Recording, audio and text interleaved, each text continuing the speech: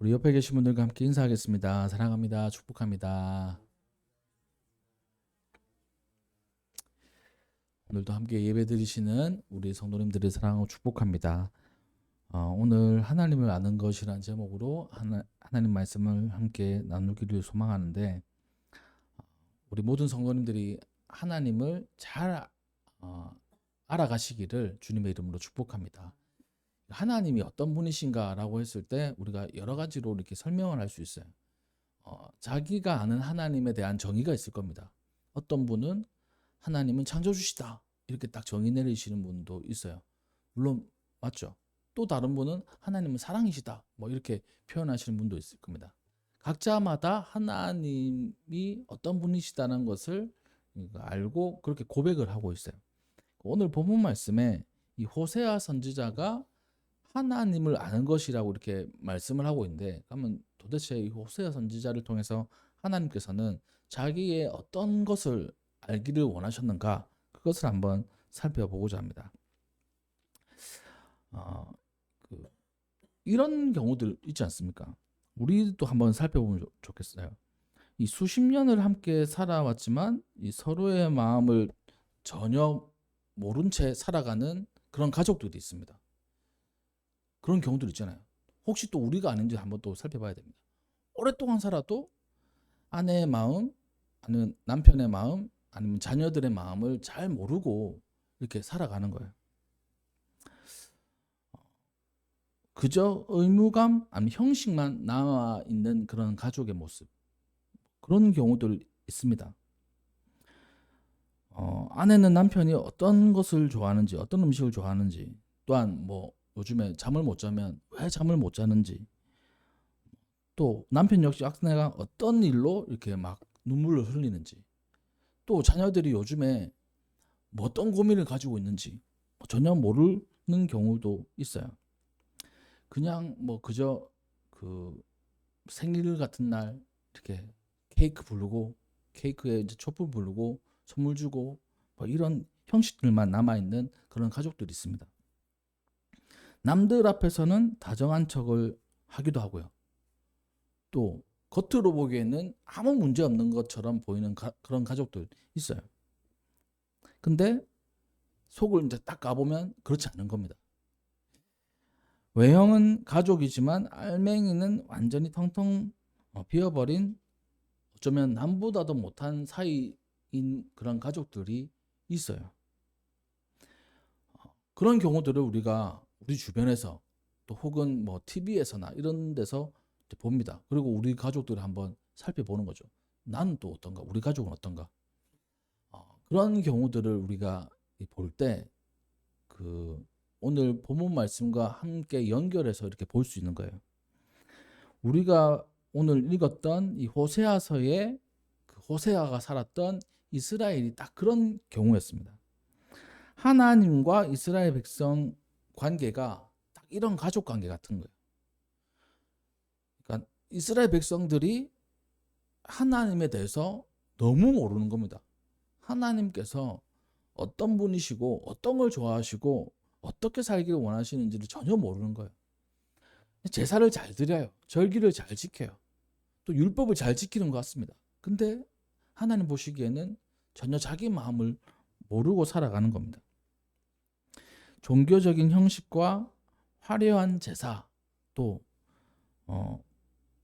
뭐 하나님 앞에 드리는 헌신, 겉으로 포장된 그 헌신들은 가득했지만 정작 하나님을 향한 진심 어린 사랑과 또 그 마음을 아는, 하나님의 마음을 아는 그런 지식들이 없었던 겁니다. 그래서 오늘 본문인 호세아 6장 6절을 통해 가지고 하나님이 진정으로 원하시는 그 신앙의 본질이 무엇일까라는 그 내용들을 함께 나누고자 합니다. 이 호세아서 전체를 그 한 문장으로 요약하면 이렇게 딱 요약할 수 있을 거예요. 바람난 신부 이스라엘을 끝까지 포기하지 않으시는 신랑 하나님. 이게 이제 한 문장으로 요약된 호세아서의 그 요약입니다. 바람난 신부 같은 이 이스라엘을 끝까지 포기하지 않으시는 신랑 되신 하나님. 이게 이제 호세아서의 한 문장 요약이에요. 하나님은 호세아 선지자에게 이 청천벽력과 같은 그런 그 명령을 내리십니다. 이 고멜이라고 하는 여인과 혼인하여서 이 가족을 이루어라 이렇게 명령하세요. 이 고멜이라는 여인은 성경의 표현에 의하면 음란한 여인이다 이렇게 되어 있습니다. 또한 결혼하여서 음란한 자식들을 낳으라고 이렇게 하나님께서 명령을 하시는 겁니다. 그 고멜은 결혼 후에도 그 다른 남자를 찾아서 가출을 반복했고 또 급기야 다른 남자의 노예로 팔려가기까지도 했습니다. 인간적인 상식으로는 당장 이혼하고 있는데 내쫓아야 되는 거예요. 근데 하나님께서 그때마다 데리고 오너라, 몸값을 지불하고 데리고 오너라 이렇게 말씀하시는 겁니다. 하나님은 호세아에게 다시 고멜을 찾아가서 그녀를 데려와서 이렇게 얘기하러 가십니다. 너는 내 아내다. 그러니까 그 호세아는 얼마나 그 힘들고 또 고통스러운 삶을 살았겠습니까? 이 한 선지자의 모습을 통해서 하나님께서 하시고 싶은 말씀이 있었던 겁니다. 이스라엘 백성들에게.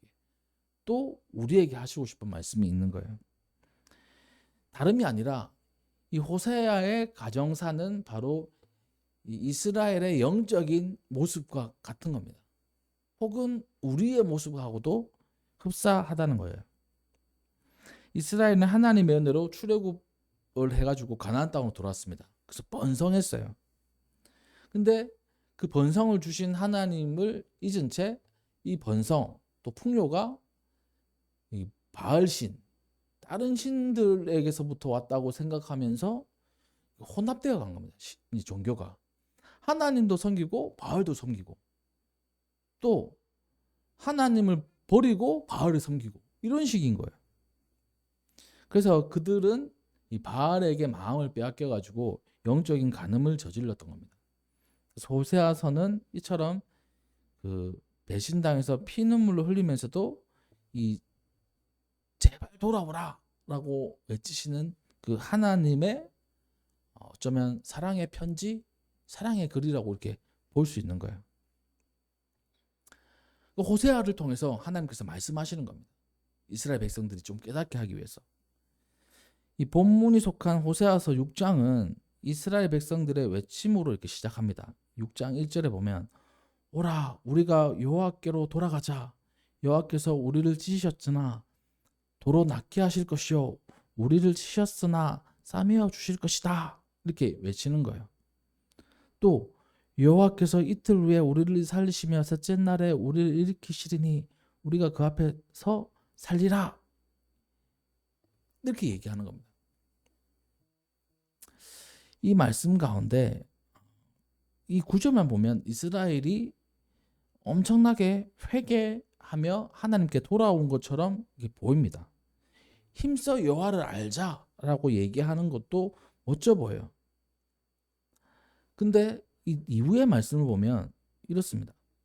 3절 말씀에 그러므로 우리가 여호와를 알자 힘써 여호와를 알자 그의 나타나시면 새벽빛같이 어김없나니 비와 같이 땅을 적시는 늦은 비와 같이 우리에게 임하시리라 이렇게 말하잖아요. 에브라임아 그 4절 말씀에 에브라임아 내가 내게 어떻게 하랴 유다야 내가 내게 어떻게 하랴 너희의 은혜가 아침 구름이나 쉬 없어지는 이슬 같도다. 이렇게 하나님 답변을 하시는 거예요. 하나님께 돌아가자.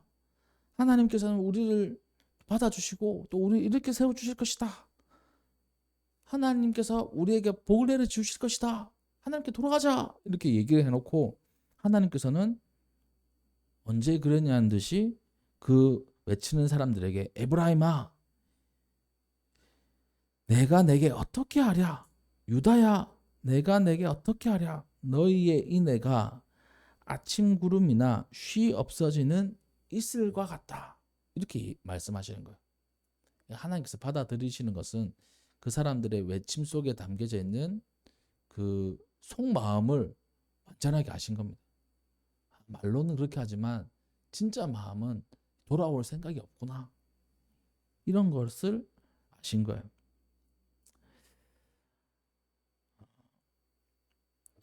어릴 때 그 운동화를 이렇게 샀습니다. 운동화를 이제 새 신을 샀잖아요. 새 신을 사고 이제 지냈는데 새 신을 사고 그날인가 그 다음 날인가 친구들하고 이제 축구를 했어요. 그 근처에 있는 학교에서 축구를 하는데 새 신을 사면 축구를 해가지고 그러니까 새 신으로 축구를 하면 더럽혀지지 않습니까? 지금 같으면 그 새 신으로 축구 안 했을 거예요. 그 어릴 때는 그거 잘 모르잖아요. 축구를 한 다음에 집에 오니까 새 신이 완전 엉망이 된 겁니다. 산지 얼마 안 됐는데 그거 보고 이제 저희 어머니도 새 신발인데 축구를 해가지고 다 엉망됐다고 이렇게 그렇게 말씀하셨던 기억이 나요. 그러니까 우리가 그런 경우가 있는 거야. 영적으로 볼 때 정말 새 신을 신고 또 새롭게 살아가야 되는데 다시 흙탕물로 들어가고 다시 축구를 하고 축구한다는 게 나쁜 의미가 아니고 다시 이거 더럽혀지는 겁니다. 새 거를 이렇게 살아가기 위해서는 새 거를 신고 새 거를 입고 있는 사람들이 하는 행동들이 있잖아요. 비가 오면 잘 피하고 또 새 신이니까 좀 오래 신어야 되니까 조심조심 다니고 흙탕물로 지나가지 않고 그런데 막 어린아이들은 그런 것도 모른 채 막 지나가는 겁니다. 그런 것 같아요.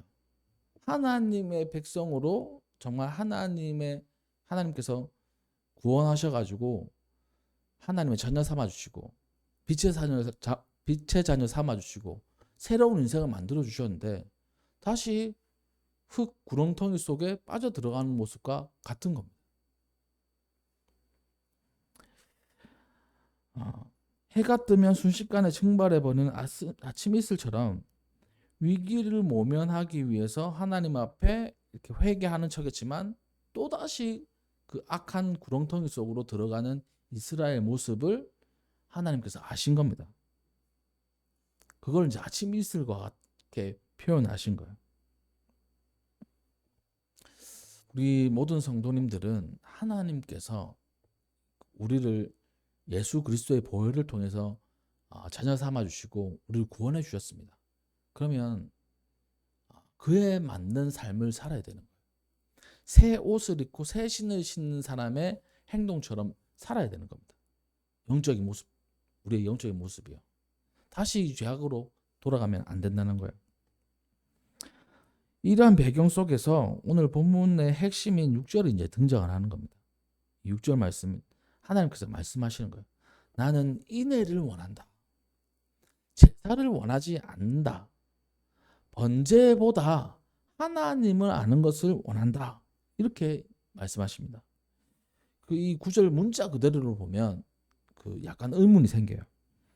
구약 성경 전체에서 하나님께서 만들어 놓으신 어떻게 보면 가장 최고의 하나님을 공경하고 경외하는 모습이 제사인데 제사를 원하지 않는다 이렇게 말씀하시잖아요. 실컷 다 하나님께서 하나님 앞에 제사를 드려라 라고 말씀해 놓으셔놓고 호세아서에서는 제사를 원하지 않는다 이렇게 말씀을 하셨을까요? 앞뒤가 맞지 않는 것 같습니다. 이 결론부터 말씀을 이제 드린다면 하나님은 제사 자체를 싫어하시는 것이 아닙니다.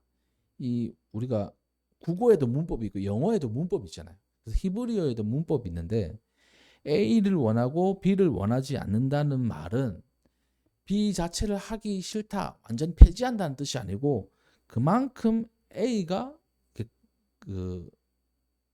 A를 강조한다는 말이 있는 거예요. 그러니까 인애를 강조하는 뜻이 있는 겁니다. 히브리어 문법 구조상에서는요. 그러니까 제사를 원하지 않는 게 아니고 제사도 원하시지만 제사보다 더 중요한 게 인애라고 말씀하시는 거예요. 이 인애, 히브리어로 헤세드라는 말인데 이 헤세드라는 말은 여러 가지로 번역할 수 있습니다. 자비, 친절, 사랑 이런 것으로 번역을 할 수 있는데 오늘 본문 말씀에서의 이 헤세드 인애는 무엇이냐면 하나님을 사랑하는 이 마음이라는 거예요. 그러니까 사랑이라고 하면 우리가 서로를 사랑하고 우리 가족을 사랑하고 우리 지인들을 사랑하고 친구들을 사랑하고 그런 사랑도 있잖아요. 근데 하나님과 나와의 사랑을 얘기하는 겁니다. 그러니까 하나님께서는 하나님을 진짜 사랑하는 것을 원하시지 그 혈의 그 사랑 없이 예배드리고 제사 드리는 것을 원하지 않으신다는 거예요. 뭐 그런 경우 있지 않습니까? 참 겉으로 보기에는 이 로봇과 같이 철두철미하고 막 빠짐없이 잘하는 그런 사람이 있다고 우리가 한번 생각해 보십시오. 어떤 회사에서 어떤 직원이 너무 잘해요.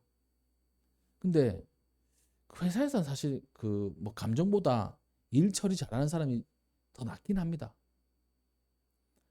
그 착한 사람, 일 잘하는 사람, 어떤 사람을 뽑아야 됩니까? 회사에서는 일 잘하는 사람 뽑는 게 낫죠. 좀 덜 착해도. 그렇지 않겠습니까? 사장님의 입장에서는. 근데 하나님의 입장에서는 하나님 진짜 사랑하는 사람을 그 함께 하고 싶은 거예요. 제사 기가 막히게 드립니다. 절기 기가 막히게 해요. 자기가 해야 될 봉사 기가 막히게 합니다.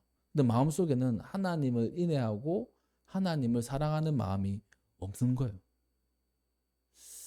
그런 사람 있지 않을까요? 우리도 그런 마음 있지 않을까요?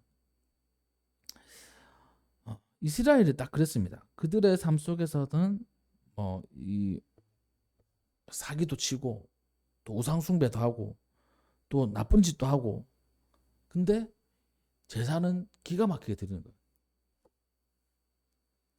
피 흘리는 짐승을 그 보면서 나는 참 좋은 그 신앙인이다. 하나님께서 원하시는 제사 완벽하게 드렸다. 다 율법에 있는 쓰여 있는 그대로 피를 흘리며 번제를 드렸다. 제사를 드렸다. 그렇게 생각한다는 겁니다. 이 정도 대가를 지불했고 내가 할 일은 다 했다. 이렇게 생각하는 거예요. 이 제사를 일종의 하나의 뇌물이나 자기의 그 알리바이라고 해야 될까요? 나는 할 만큼 했어요. 하나님 앞에 할 수 있는 그런 걸로 이렇게 삼는 겁니다. 하나님은 삶의 순종과 사랑이 결여된 이 껍데기만 남은 이 신앙 이것을 때로는 구역질을 한다고 이렇게 말씀하실 때도 있어요. 우리가 그렇지 않은지를 우리 마음으로 우리 스스로를 한번 살펴봐야 됩니다. 참 기가 막히게 그런 적이 있어요. 이번 주간에 어떤 그 선배 목사님께서 이렇게 찾아오셨습니다. 그래가지고 뭐 이런저런 얘기를 하다가 그 예배에 대해서 제가 얘기를 했어요. 뭐 저희 예배 주일날 그 11시 예배 드리고 또 오후 예배 드리고요. 그다음에 뭐 수요일날 그 저녁 예배 이렇게 드립니다. 또 새벽 기도는 월요일부터 토요일까지 드립니다. 특별한 일 또 뭐 말고는 뭐 빠짐없이 드립니다. 뭐 귀찮아서 안 드린 적은 한 번도 없습니다. 뭐 이렇게 얘기를 했어요. 그렇구나. 그러면서 제 마음에 드는 생각이 오늘 그 말씀을 전하는 그 목적과 같은 겁니다. 이거 빠짐없이 이렇게 드리고 있는데 진짜 내 마음을 다해서 하나님께 예배를 드리고 있는가에 대한 질문을 하게 된 겁니다. 예배 뭐 주일날 2번 드리고 수요일도 드리고 뭐 지금은 잠시 멈췄지만 금요일날 성경 공부도 하고 그 다음에 그 새벽마다 와가지고 뭐 성도님 함께 계시든 안 계시든 같이 그 하나님을 찬양하고 말씀을 나누고 기도하는 시간 이걸 이제 하는데 진짜 내 마음속에 하나님을 사랑하는 그 헤세드가 인애가 가득한 마음으로 하나님께 드리느냐 아니면 하나님 뭐 아무도 없어도 저 예배 드립니다 이런 마음으로 하고 있느냐 진짜 알리바이를 만드는 것 같이 나는 좋은 목사야 나는 아주 성실한 목사야 이걸 나타내기 위해서 예배를 드리느냐 이러한 질문을 저 스스로에게 하게 되더라고요. 우리 성도님들은 어떠십니까? 하나님께서는 사실 사람은 좀 다른 것 같아요. 이게 맞는 비유인지는 정확하게는 잘 모르겠습니다. 만약에 이제 자녀가 있다고 생각해 보십시오. 자녀가 부모님을 사랑하는 마음은 사실 다 뭐 일반적으로 다 똑같지 않겠습니까? 진짜 부모님이 사랑하고. 근데 어떤 자녀, 이런 자녀가 있다 생각해 보시죠. 사랑하는지 안 하는지 몰라요. 근데 때마다 용돈을 이렇게 100만 원씩, 1000만 원씩 이렇게 드린다고 생각해 보십시오. 그리고 또 생일 때 이렇게 드린다. 뭐 어버이날 때 드린다. 명절 때 드린다. 이렇게 돈을 많이 드리는 거예요. 여쭤보면 좀 다를 수 있습니다. 이게 때마다 돈 많이 주는 자녀가 좋으세요? 진짜 그 돈을 안 주지만 부모를 사랑하는 이 자녀가 좋으세요? 이렇게 물어보면 사람은 다를 수 있습니다. 그래도 뭐 난 할 만큼 했으니까 용돈 많이 주는 자녀가 좋지, 이렇게 말씀하시는 분들 분명히 있을 거예요. 마음은 잘 모르니까. 사람들은 그 주는 게 부모를 사랑하는 마음 아닐까요? 이렇게 얘기할 수 있는 거예요. 사람은 그럴 수 있습니다. 근데 하나님은 우리의 마음을 정확하게 아세요. 우리가 열심히 하고 헌신을 한다고 해서 그 마음 속에 진짜 하나님을 사랑하는 마음 있는지 없는지는 하나님은 정확하게 아십니다. 제가 하나님을 사랑하는지, 진짜 믿고 있는지, 또 하나님께서 맡겨주신 사명을 열심히 감당하는지, 그거를 나 스스로도 잘 모를 때 하나님 정확하게 아세요. 주변 사람들 몰라도 하나님은 정확하게 아시는 겁니다. 그러니까 하나님은 그 마음이 엄청 중요한 거예요. 얘가 진짜 나를 사랑하는 마음으로 예배를 드리고 또한 이 사역을 하는구나, 이런 것을 중요하게 여기신다는 겁니다. 그래서 오늘 본문 말씀에 이 하나님께서 제사보다 더 원하는 것이라고 이렇게 말씀하셨는데, 하나님을 아는 것을 원한다, 이렇게 말씀하고 계세요. 하나님을 안다는 건 뭘까요? 하나님을 아는 지식. 이 첫 번째로 이 안다라는 말은 이 야다라는 말에서 이렇게 그 출발을 합니다. 그 어원이 야다라는 말이에요. 이것도 안다라는 말이거든요. 이 야다라는 말은 전에도 몇 번이고 이제 설명을 드렸지만, 이 부부간에 쓰이는 단어입니다. 부부간에는 그러니까 속속들이 다 알잖아요. 물론 모를 때도 있지만 누구보다 자세하게 압니다. 그때 쓰이는 말이 이게 그 야다란 말이에요. 안다란 말이에요. 경험을 통해서, 이 관계를 통해서 알아가는 그 지식을 얘기하는 겁니다. 그러니까 하나님을 우리가 알 때 하나님과의 관계 속에서 하나님을 아는 거, 혹은 그냥 성경을 통해서 주변 사람을 통해서 받은 지식, 전달된 지식을 통해서 아는 것, 이거하고는 차원이 다르다는 거예요. 하나님을 아는 것이란 것은 진짜 하나님을 영적으로 체험해가지고 하나님이 어떤 분이신지를 아는 것을 의미합니다. 단순히 머리로나 정보로나 이론을 통해서 아는 것을 뜻하지 않습니다. 부부가 한 집에서 살면서 삶의 희노애락을 함께 겪고 이 서로의 그 말투나 아니면 숨소리나 아니면 표정 하나만 봐도 아는 그런 경험적인 지식, 그런 알을 얘기하는 거예요. 이스라엘 백성들은 하나님의 능력을 알았습니다. 기적을 베푸는 분이신 줄 알고 또 풍요를 베푸시는 분인 줄 알았어요. 하지만 하나님의 마음은 잘 몰랐습니다. 하나님이 어떤 마음을 가지고 계신지를 정확하게 알지 못했던 거예요. 하나님께서 자기들이 하나님을 떠나고 죄를 지을 때 얼마나 마음 아파하시는지를 잘 몰랐습니다. 그냥 제사 드리면 퉁치 주는 거겠지, 이렇게 생각한 거예요. 하나님께서 이스라엘 백성들을 얼마나 사랑하시는지를 잘 몰랐던 겁니다. 전혀 무지했어요.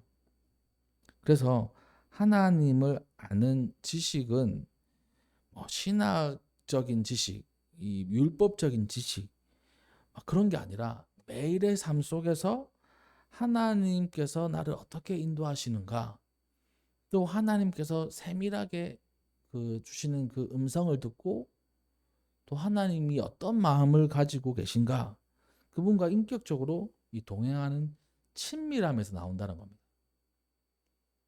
하나님과 이 동행하면서 하나님과의 관계 속에서 하나님을 아는 지식이 나온다는 거예요.